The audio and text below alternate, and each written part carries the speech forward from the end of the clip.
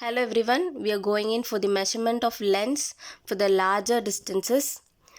So in the previous video we have been discussed about the triangulation method for measuring the height of a tree or the height of object on the earth which cannot be measured with your meter scale. Now we are going in for the other larger distance measurement method which is called the parallax method. So if you want to measure the distance of any planet, stars or moon from the earth, how is it possible to measure for us the distance? Is it possible to measure with a scale or any instruments? No, it is not possible, right? So again we are going in for the mathematical method which is called the parallax method for this case. As the term goes parallax, it is parallel, right? So you're going in for two different positions to find the distance of the same object.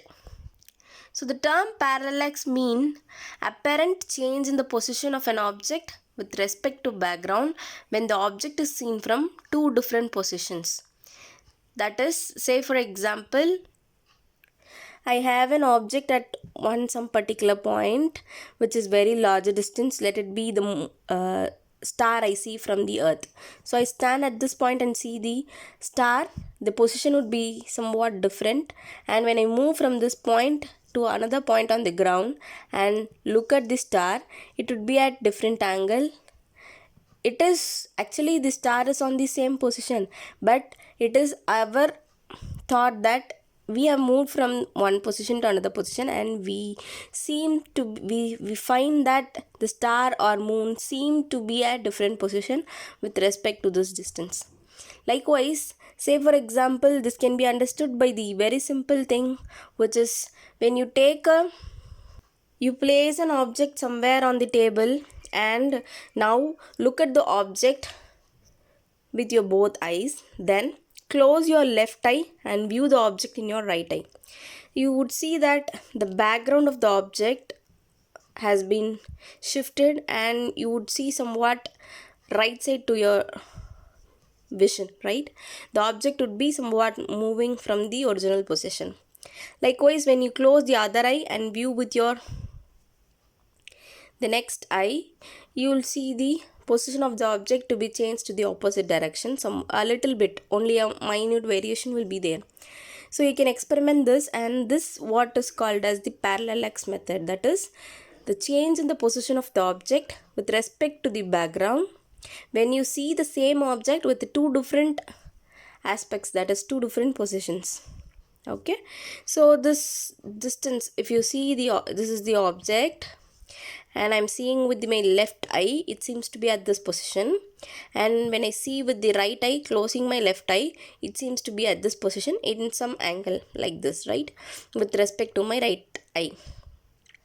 So this is what is called the parallax. So the object from this point and from this point, it is parallel, right, like this.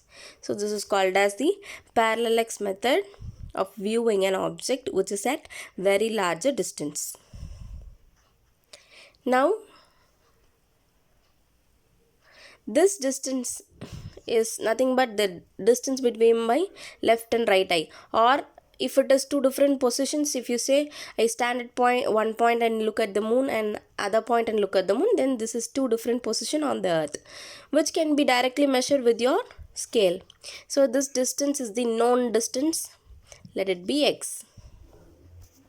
Sorry, this is, see, the length r, which is called the base length. It is the basis for this triangle, so it is basis. So this be b, length b. Okay, and this length lo and or will be same distance, which is distance from the earth to the planet or moon or star. So this is what we don't know, that is, let it be x. And we know the angle in what we see the object from the earth.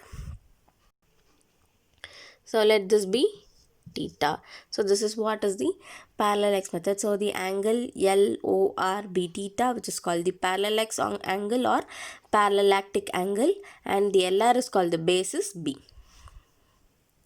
Now we have this LO and OR both are equal, which is x distance, which we have to find. Okay, so relating again in a triangle, relating theta, this is the opposite side for the theta and this is your hypotenuse or adjacent side, right? So if it is so, relating all these two values and one theta, you can write it as theta is equal to opposite side by the other value, which is theta is equal to b by x.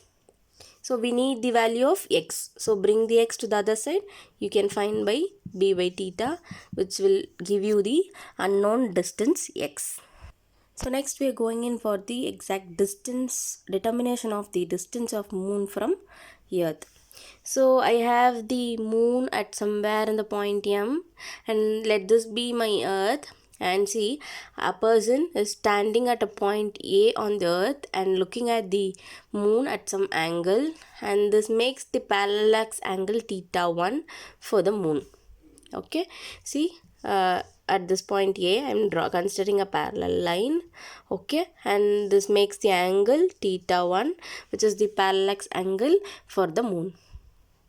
Okay, similarly, the same person is moving to some other point B and looking at the same moon, which is making another angle theta 2, which is parallax angle for the moon.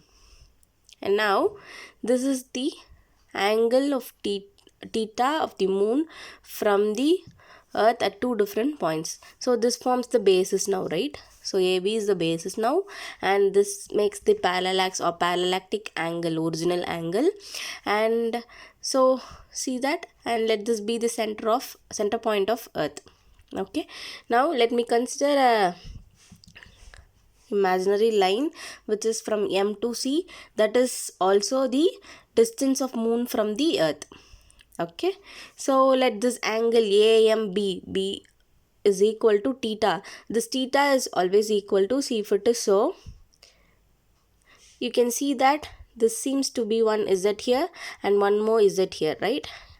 This angle, I'm drawing this line again separately, it seems to be like this, and then this one is theta 1, right? So in this, if you have known about these angles in the Z value, this theta will be equal to this theta value. So this one is also theta 1 now. Okay, so which means this is my whole angle theta, and when you consider a line here, this one becomes equal to this angle, which is theta 1. Similarly, in this Z, second part of the Z, you have one more Z here, right? Like this. So this angle will be equal to this part of the angle. So this theta 2, this part is theta 2. Okay, as it also makes one more Z like this. This angle will be equal to this angle. Okay, so you have theta 1 and theta 2. So this whole makes the angle theta. Okay, so AMB is nothing but theta, which can be simply written as theta 1 plus theta 2. I hope you have understood. Yes, so this theta is equal to, as we have written for the other case, by the parallax method, it is opposite side by the unknown angle, right? Unknown side. The unknown side is distance of the moon M from A and B, which is AM, and MB is the unknown distances, and AB is your base. So what we have to do, theta is equal to basis by the unknown distance x, right? So basis here is AB. AB is the basis, and divided by the unknown distance. It can be AM or else BM, whatever it is. Okay, so what is this AM? AM is nothing but the distance of moon from the earth. As I said, this point is also, AM is also distance of moon from earth, CM also distance of moon from earth, BM also distance of moon from earth. So all are approximately equal. It cannot be exactly equal anyhow with the MC. So AM is approximately equal to MC. So I am replacing this AM as MC. Okay, so theta is equal to AB by, instead of AM I am writing as MC. So this MC is what is required. So MC is equal to, bring this theta to the other side, it becomes AB by theta. This is what this MC is the distance of the moon from Earth. So this is how you determine the distance of moon from Earth using the parallax method. I hope you have understood. Please subscribe to my channel.